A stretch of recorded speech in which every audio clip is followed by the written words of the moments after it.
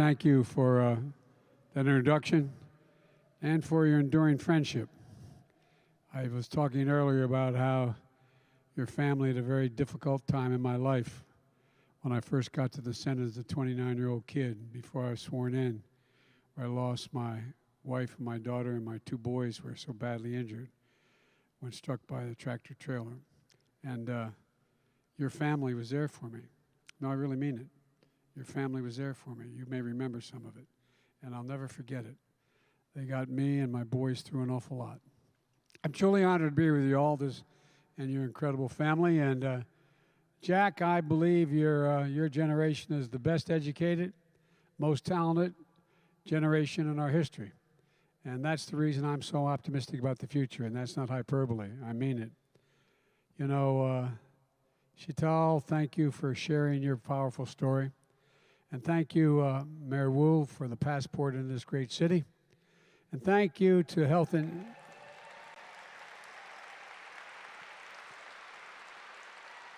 Human Services Secretary Becerra and Boston's own Marty Walsh. Marty.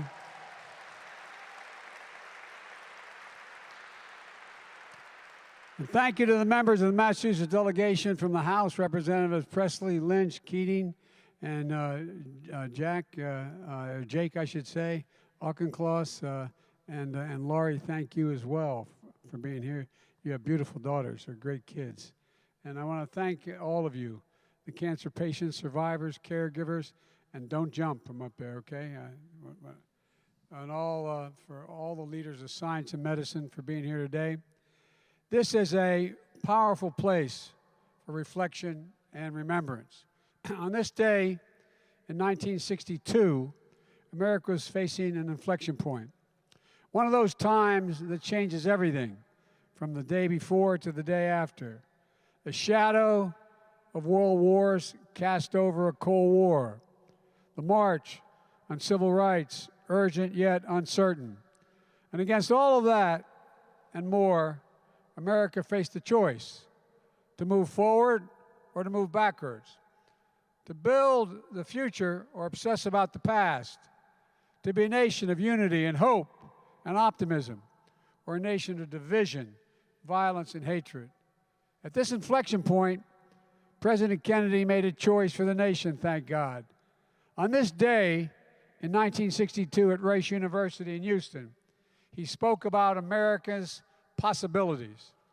I was asked by Xi Jinping, who I met with more than any other world leader in the Tibetan Plateau, and he turned to me and he said, "Can you define America for me?" And I said, yes, and I was sincere. I said, one word, possibilities. In America, we believe anything is possible. I mean it. And in choosing to go to the moon, President Kennedy said America was doing so, quote, not because it was easy, but because it was hard.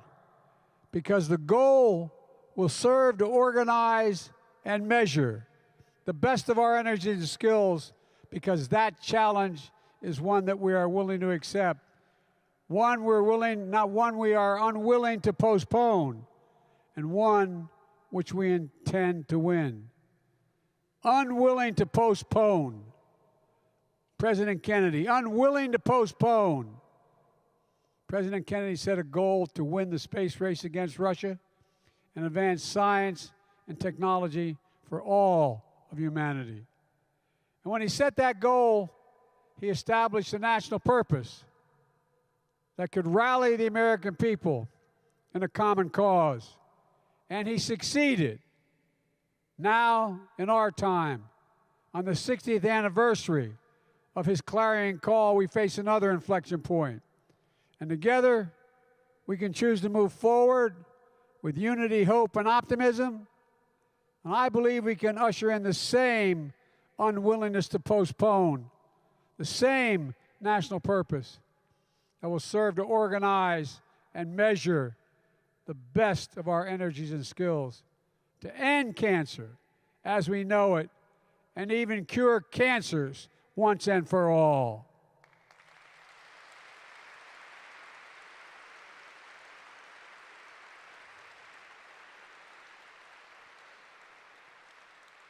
I give you my word as a Biden, this cancer moonshot is one of the reasons why I ran for president. It's part of my unity agenda that I laid out in my State of the Union address to rally the American people to work together. Because we know this, cancer does not discriminate red and blue. It doesn't care if you're a Republican or a Democrat. Beating cancer is something we can do together, and that's why I'm here today.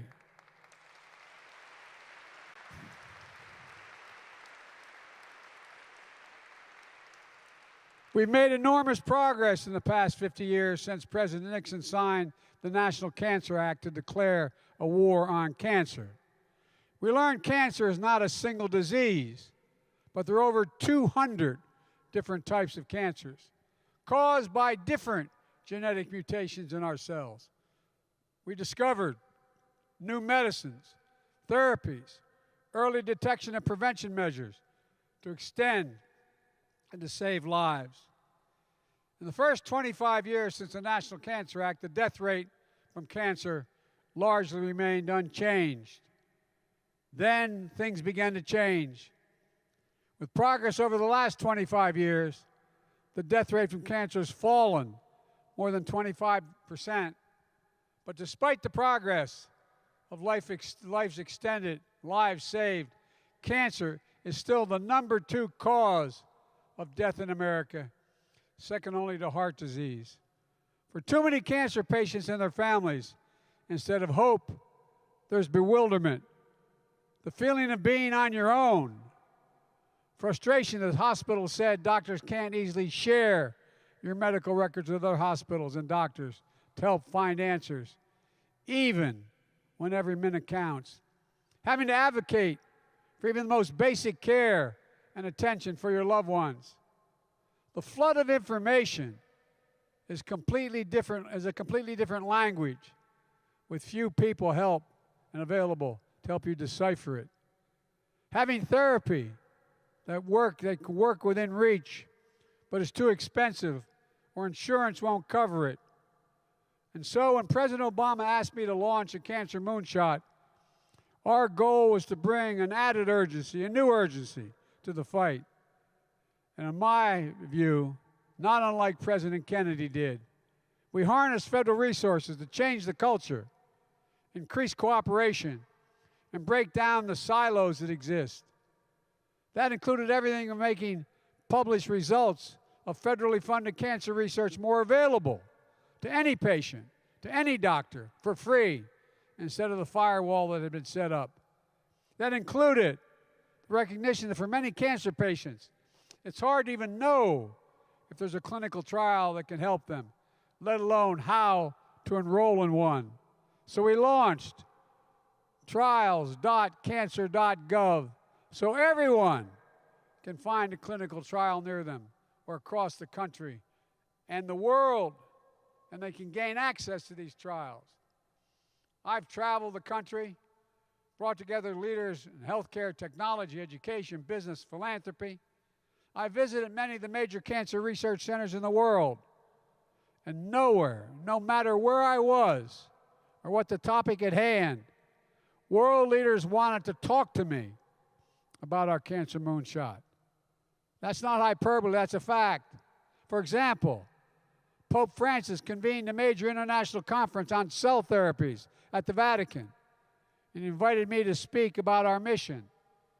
One of the final pieces of legislation President Obama signed into law was the Bipartisan 21st Century Cures Act. It streamlined the Food and Drug Administration, the FDA, by creating an oncology center of excellence so new cancer treatments can be evaluated faster. It provided 7 years of new funding, including research on cancer therapies and the disparities, trial networks to discover new drugs, and new efforts in childhood cancer.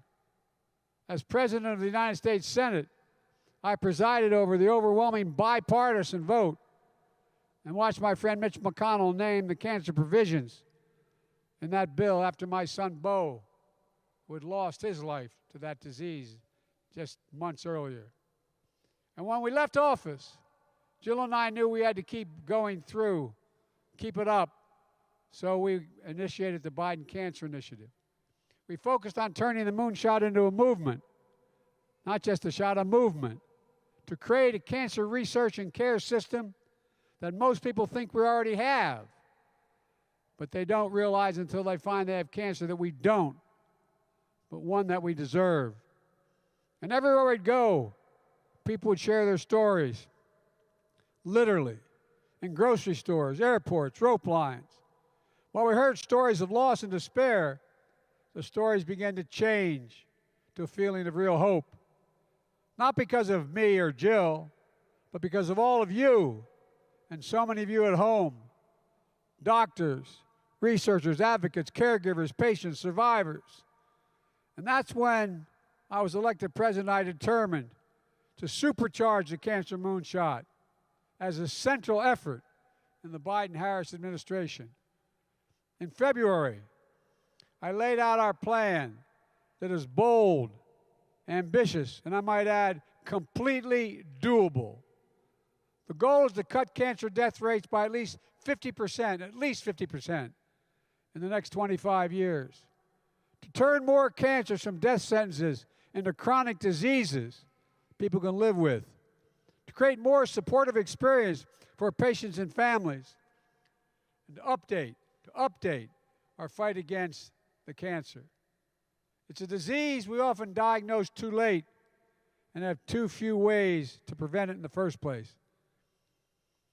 Where there are stark inequities based on race, disability, zip code, sexual orientation, gender identity, and other factors. We know too little about why treatments work for some patients, but the different patient with the same disease, it doesn't work for. We still lack strategies for developing treatments for some cancers, like childhood cancers. We don't do enough to help patients and families navigate the cancer care system. We don't learn enough from their experience as patients. We don't share enough data and knowledge to bring the urgency we need to finding new answers. But for each of the ways we know cancer today, we know we can change the trajectory. For example, to prevent cancers, scientists are exploring whether mRNA vaccine technology that brought us safe and effective COVID-19 vaccines could be used to stop cancer cells when they first arise. To target the right treatments, we're learning more about how to use genetics, immune response, and other factors to tell which combinations of treatments are likely to work best for each individual. To address inequities, we can ensure prevention, detection, treatment, reach patients in urban, rural, suburban, and tribal communities so they have equal access to cancer diagnostics, therapeutics, and clinical trials. As part of the supercharged moonshot, I'll use my authorities as president to increase funding to break log jams and to speed breakthroughs. I've also formed a new cancer cabinet that is driving a whole-of-government effort to unleash every possible asset within our power, from NASA, that knows more about radiation than any doctor does, to the Defense Department, that has the ability to calculate, and the Energy Department, do 1 billion calculations per second. Health and Human Services, Secretary Becerra plays a key role in the Cancer Cabinet, as does Marty Walsh, a childhood cancer survivor, who is committed to helping Americans get time off for cancer screenings or care for a loved one. The White House Office of Science and Technology Policy is changing the path for the Cancer Moonshot for 2022 and beyond. And today, I'm setting a long-term goal for the Cancer Moonshot to rally America and ingenuity that we can engage like we did to reach the moon, that actually cures cancers, not all cancers, cures for cancers, once and for all. And a critical way to do that is that going through what I call ARPA-H, Advanced Research Project Agencies for Health. It's based on DARPA, the Defense Department's Advanced Research Projects Agency, that has helped lead to breakthroughs in technologies to protect our national security, like the internet, GPS, and so much more. ARPA-H will have the singular purpose to drive breakthroughs to prevent, detect, and treat diseases including cancer, Alzheimer's, diabetes, and other diseases, and enable us to live healthier lives. I called for ARPA-H in my campaign, and after being elected president, notwithstanding the fact that Democrats and Republicans allegedly don't talk to one another, Republicans, Independents, and Democrats in Congress came together and invested $1 billion initially to launch ARPA-H. Imagine the possibilities. Vaccines that could prevent cancer, like there is for HPV. Imagine molecular zip codes that could deliver drugs and gene therapy precisely to the right tissues. Imagine simple blood tests during an annual physical that could detect cancer early, where the chances of a cure are best. Imagine getting a simple shot instead of a grueling chemo, or getting a pill from a local pharmacy instead of invasive treatments and long hospital stays. Imagine treatments beyond cancer, bold approaches to reduce maternal mortality and morbidity, something Vice President Harris is laser focused on. And imagine artificial retinas that could help blind people see. These are just a few of the ideas that illustrate the amazing potential of ARPA-H. When President Kennedy called for a moonshot, we didn't have all the tools and experience needed.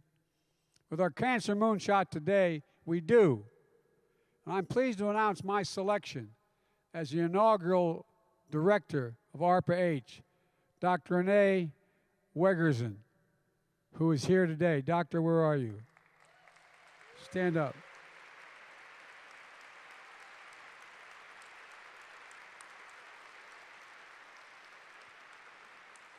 A leading biomedical scientist, a decade of experience leading multiple biotech projects at DARPA. And by the way, it's about how to use all the assets we have, all of them.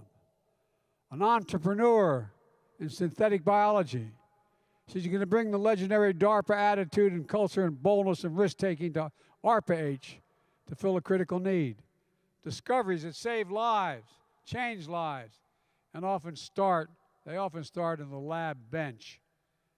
But then those basic research breakthroughs need to be tested, scaled, and brought to the clinic. This may require unusual partnerships. That may require support to get over many obstacles that exist. That's why ARPA-H is designed what it's designed to do, so the advances can reach all Americans sooner.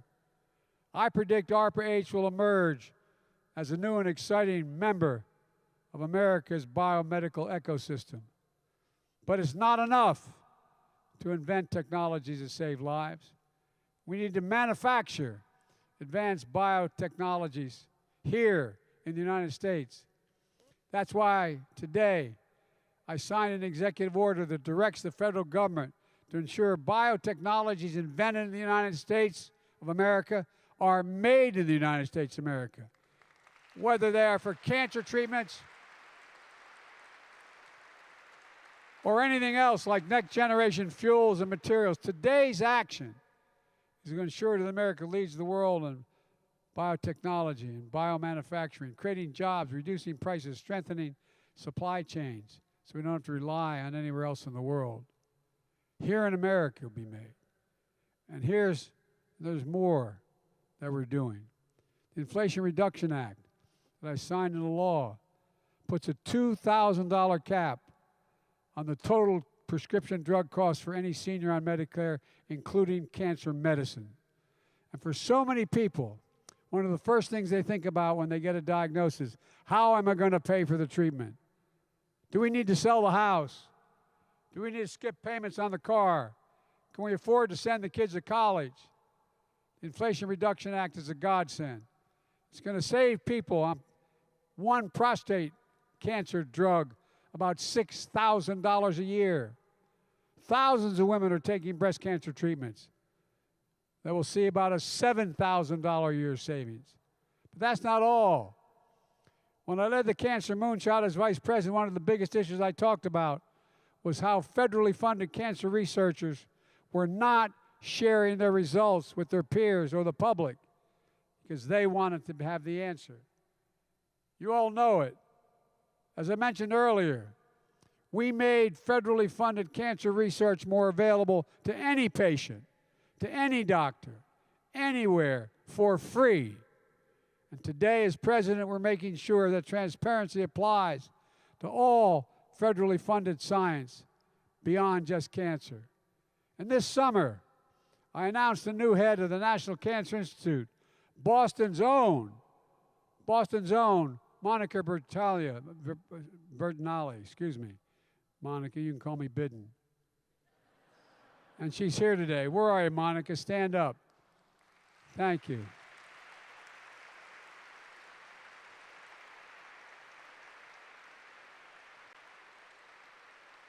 The National Cancer Institute is launching a major national trial for those new tests I mentioned that could detect one or more cancers merely by taking blood samples. You know, if that's the case, these blood tests could lead to less invasive cancer detection tools that will save lives. We're also launching the first ever Cancer Moonshot Scholar Program to support a new generation of scientists from every background, from every part of the country, to launch their cutting-edge research and careers. But we need everyone to get in the game. That's why I'm also calling on the science and medical communities to bring the boldest thinking to this fight. I'm calling on the private sector to develop and test new treatments, make drugs more affordable, share more data and knowledge that can inform the public and benefit every company's research. And I'm respectfully calling on people living with cancer and caregivers and families to keep sharing their experience and pushing for progress. Go to whitehouse.gov/cancermoonshot. Share your ideas. So many of you already made a difference. Last month, I signed the so-called PACT Act into law, one of the most significant laws helping veterans and their families impacted by toxic exposure, like burn pits that lead to cancer. It was veterans and their families, advocates and allies who helped me get this bill to my desk. They never gave up. They never stopped. They slept in the Capitol steps. It matters. It's personal to all of us. So let me close with this. Caroline, I couldn't be here and not talk about your Uncle Teddy. He was one of my dearest friends. One of the things that brings us close as families is the dread of cancer that he and my Bo fought to the end and died months apart. After Bo passed, Vicki wrote me a letter about how, after Ted lost his older brother Joe, his father wrote to a friend who just lost his son. Caroline, your grandfather wrote, and I quote, "When one of your loved ones goes out of your life, you think of what he might have done with a few more years, and you wonder what you're going to do with the rest of yours. Then one day, because there's a world to be lived in, you find you are part of it, trying to accomplish something he did not have time enough to do. And perhaps that is the reason for it all. I hope so." End of quote. For so many of us, that's what we're trying to do. Live a life worthy of the loved ones we've lost, the loved ones we can save. With their hope and absolute courage, and with an unwillingness to postpone, and with a singular purpose for ourselves as a nation. President Kennedy said in this day 60 years ago, "We set sail on this new sea because there's new life-saving knowledge to be gained that must be used for progress of all people." End of quote. In our time today, that's our charge to keep, in my view. I know we can do this together because I know this: there's nothing beyond our capacity if we work together as the United States of America. God bless you all, and may God protect our troops. Thank you for listening.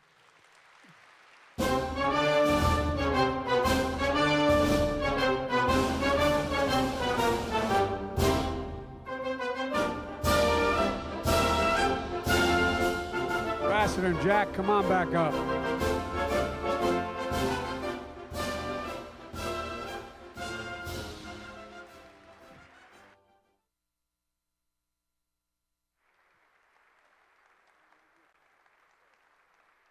Thank you very much. Keep up the fight. Thank you.